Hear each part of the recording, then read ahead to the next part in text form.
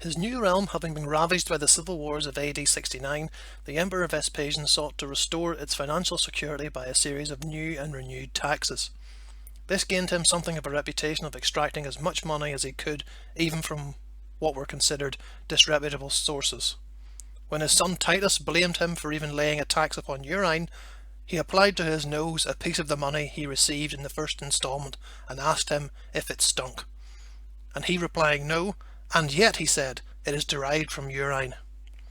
This exchange is thought to have originated the Latin proverb pecunia non olet, money does not smell, used today to highlight that the value of money is not affected by its origins. While he may not have invented such a tax, a vitigial urinae had been enacted under Nero, Vespasian came to be associated with it, with public urinals in modern France and Italy still named after him. A decade before he became emperor, Titus served under his father Vespasian during the Jewish revolt. When Vespasian made his bid for the throne, Titus took command of the siege of Jerusalem, which began in April AD 70. 5 months of blockade, siege operations, infighting, and growing deprivation followed, until the Romans, when the defenders were exhausted, rushed in. The Jews resisted most vigorously in front of the temple, so that the number of those slain is reported to be 11,000, but 100,000 taken and sold. Titus deliberated whether he should overthrow the temple, for it seemed to some that the sacred temple, beyond all mortal things, ought not to be destroyed, as the ruins afforded a perpetual mark of cruelty. But on the other hand, Titus himself and others were of the opinion that the temple should first of all be overthrown, in order that the religion of the Jews might be more fully destroyed.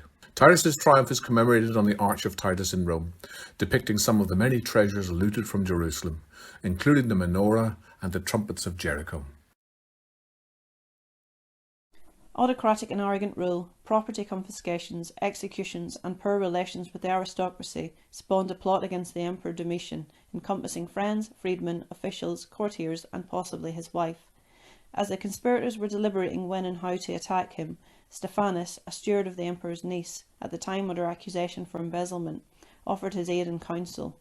To avoid suspicion, he wrapped up his left arm in woolen bandages for some days, pretending that he had injured it, and concealed in them a dagger. Then, pretending to betray a conspiracy, and for that reason being given an audience, he stabbed the emperor in the groin as he was reading a paper which the assassin handed him. As the wounded prince attempted to resist, he was slain with 7 wounds from a subaltern, a freedman, a decurion, and a gladiator. On the 18th of September AD 96, at the age of 44, Domitian was dead, his body cremated, and his ashes secretly deposited in the Flavian temple.